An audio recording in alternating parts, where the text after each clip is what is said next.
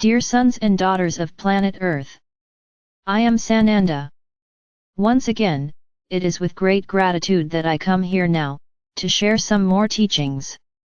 Every moment that I am allowed to go over all my wisdom, all my thoughts, is a moment of upliftment for this planet. As I said here, these words spoken or read are not loose in the wind, they are magnetized with my energy. So everyone who listens to them with an open heart will receive everything that is being said here. The way I address you makes no difference to me.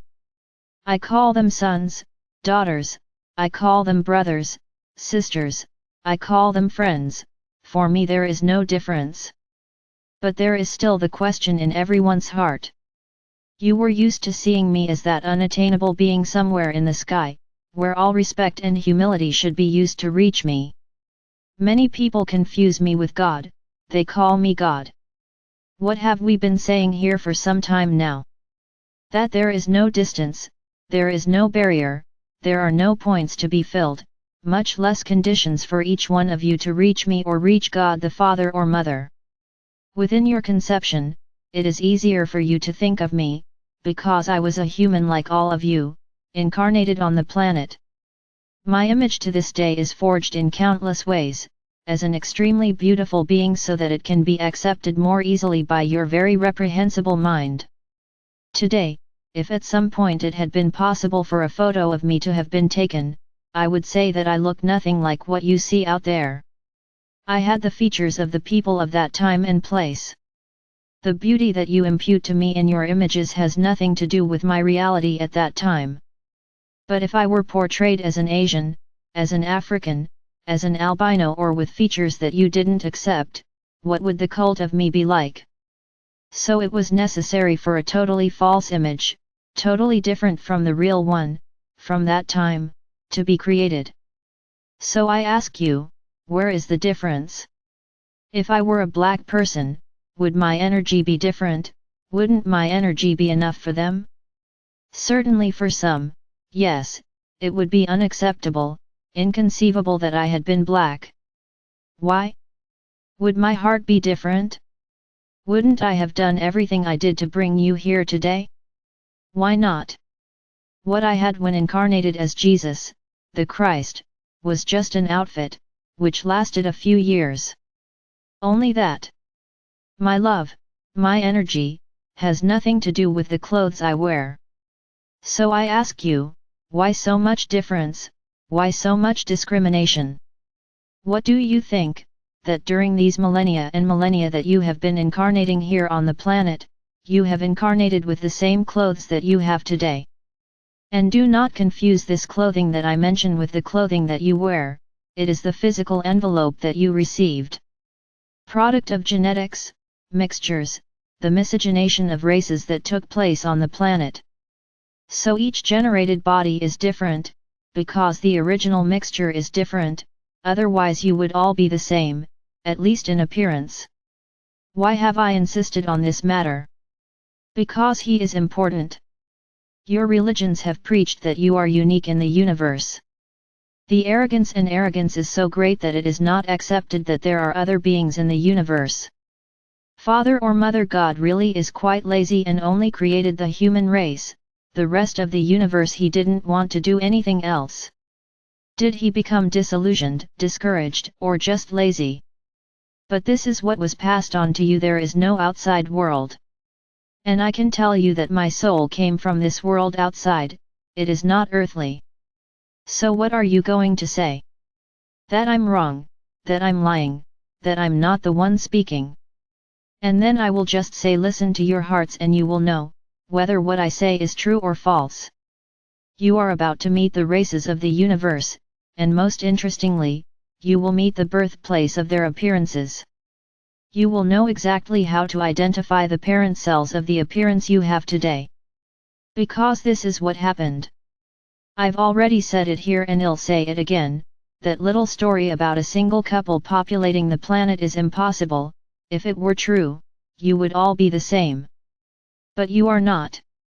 So the origin of their appearances comes from galactic beings, who populated this planet from the first human created here. And what will you do when you see a being that has the same skin color, that has the same eye shape, that is the same height as you?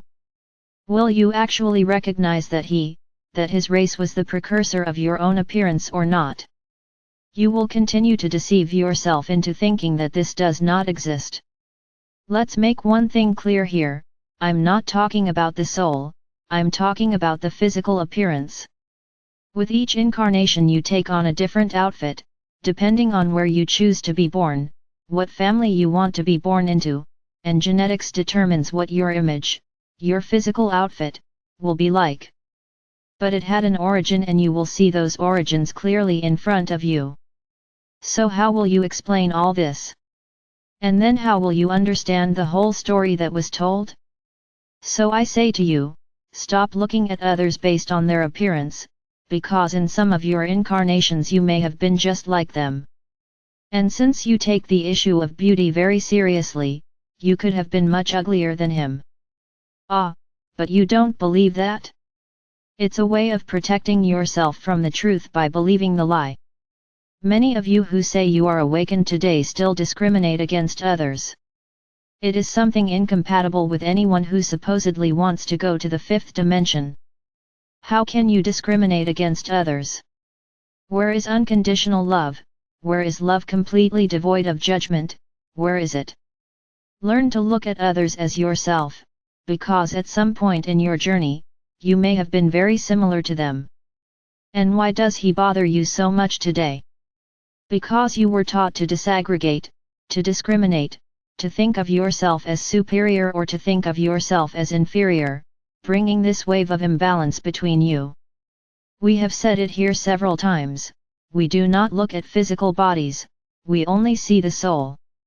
And of course this whole process of discrimination appears in the soul. We know that you do not have a pure heart, we know that you still do not emanate 100% unconditional love. But I will tell you something, because of our infinite love, we also know that this is a gradual thing, that it will not be overnight that you will emanate 100% unconditional love. But what do we need to at least see? The intention, the attempt, the will, the search to take a step forward every day, and this also appears. And I tell you that this will be what will allow you to reach the fifth dimension. My sons and daughters, brothers and sisters, it will not be an easy process. Let's put it this way, you were given free will, a unique process in the entire universe. Now you will reap the result of this, which is changing dimensions within physical consciousness. Will be easy? No, and I can tell you, every day will be more difficult because the tests will become deeper. With each step you take forward comes a more difficult test to see how far you have actually learned what unconditional love is. And this is the feeling you often have, that you go forward and go back, go forward and go back. This is not just a feeling, it is the truth. You go to the front and are tested, and you don't pass the test, they return along the way, to go through the same test again. And you stay up and down until you pass each test. Now what is very important and which makes me return to what I said at the beginning, Father or Mother God is not at an unattainable point, nor is he extremely busy that he does not listen to what you ask. In the same way, me, in the same way Mary, in the same way all the other beings of light that you know. Each one of you who accepts us into your hearts has us as sparks within you. So we are not outside, we are not in an image, we are inside you. And there is no place faster, easier to access, than in this place we are. So don't look for us outside. Don't look for us in front of an image. Look for us inside your heart, and surely, if you believe in this, you will find us.